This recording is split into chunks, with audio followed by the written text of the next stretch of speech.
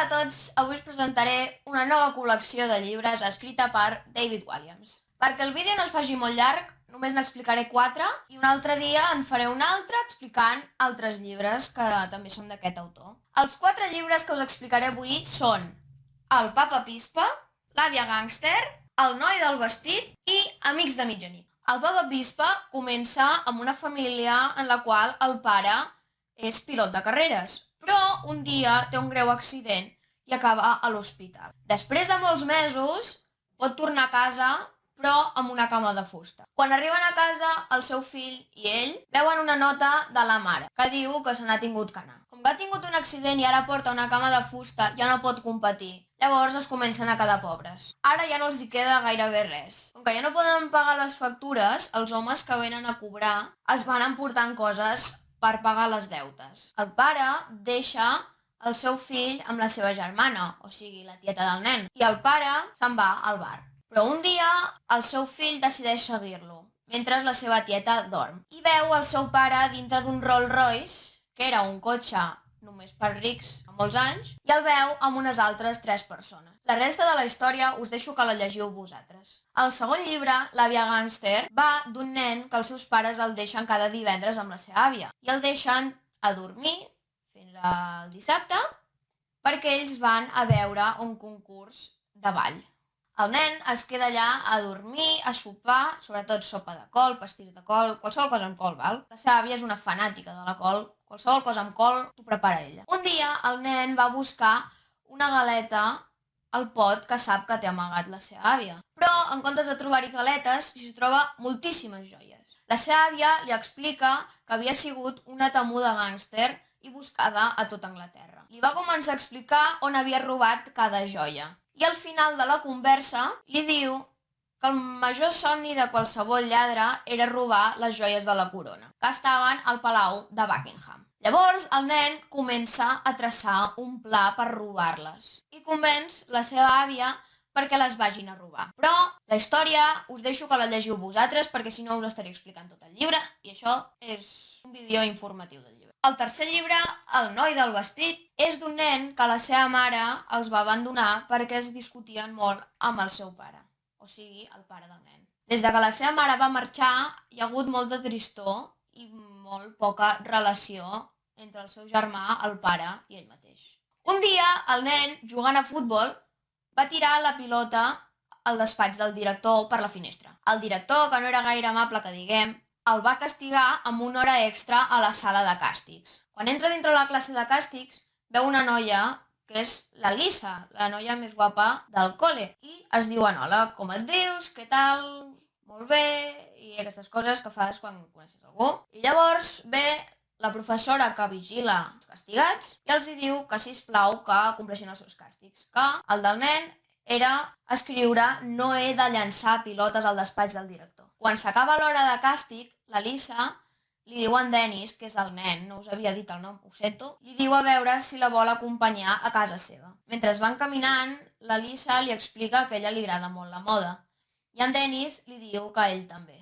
Quan arriben a casa la Lisa, li pregunta a veure si li agradaria venir el dissabte i que mirarien les revistes Vogue que té la Lisa i que és una revista de moda, famosa encara perquè encara existeix, que sobretot llegeixen les dones. El dissabte en Dennis va a casa la Lisa, com ja havien quedat, i llavors se'n va anar a la seva habitació i comencen a fullejar totes les revistes Vogue que té. La Lisa li acaba ensenyant els vestits que ha creat ella mateixa amb la màquina de cosir i en Dennis li diu que són molt bonics. Un altre dia que queden, la Lisa li diu a en Dennis que li quedarien molt bé els vestits. Però ja us he explicat molt, o sigui que ara us deixo que ho llegiu vosaltres mateixos. I el quart i últim llibre que us ensenyaré avui, Amics de mitjanit. La història dels Amics de mitjanit comença amb un nen estirat a una camilla, que més endavant sabrem que es diu Tom, i aquesta camilla l'està emputxant un home molt lleig. El nen s'espanta i comença a cridar, però després deixa de cridar perquè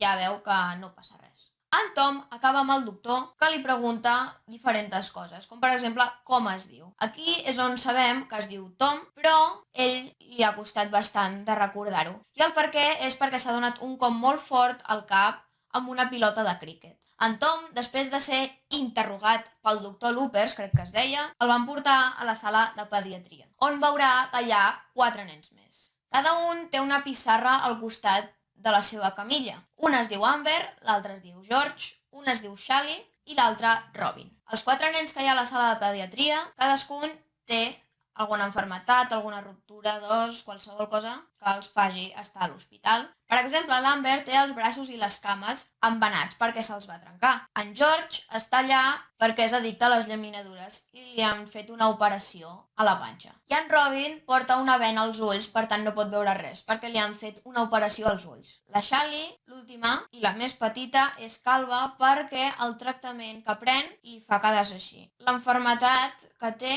no queda clara en el llibre, per tant no us ho puc dir. Més endavant a la història, a les 12 de la nit d'aquell mateix dia, en Tom veu l'Amber, en George i en Robin sortir de la sala de pediatria i llavors decideix seguir-los. Els segueix fins al soterrani, on al final de córrer amunt i avall dels passadissos del soterrani, en George l'acaba veient i li diu: "Per què ens has seguit?" En Tom els explica que els ha seguit per pura curiositat, suposo, i els hi pregunta què fan allà a aquelles hores. L'Amber, que sembla ser la líder, li explica que formen part d'un grup dit els Amics de Mitjanit, que es dediquen a complir els somnis dels nens que passen per la sala de pediatria. També li explica que els Amics de Mitjanit no hi pot entrar qualsevol i que si vol entrar s'ho hauran de pensar. Al final, en Tom acaba entrant després de molt insistir-hi, però amb la condició que té que emputxar la cadira de rodes de l'Amber, perquè recordem que té les cames i els braços trencats, per tant no pot caminar, ni fent el pi. L'Amber, que sap per on va,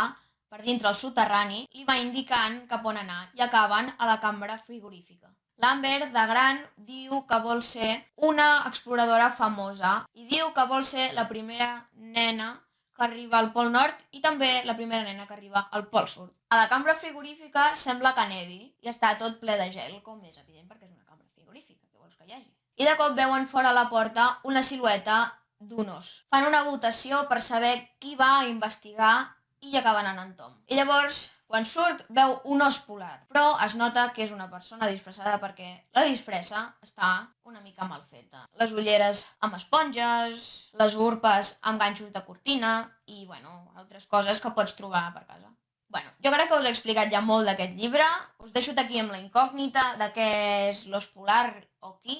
A mi aquests llibres m'han semblat molt divertits, m'han encantat, enganxen molt, tot i que alguns arriben a tenir 400 pàgines, es llegeixen bastant ràpid perquè enganxen. Com he dit al principi, aquests llibres són totalment independents, no tenen res a veure, o sigui, no tenen ordre. També he de dir que són una mica surrealistes, però res que no sigui possible. Si voleu llegir-vos algun d'aquests llibres, teniu tots els enllaços a la descripció, i si us ha agradat, deixeu un bon like, subscriviu-vos i adeu!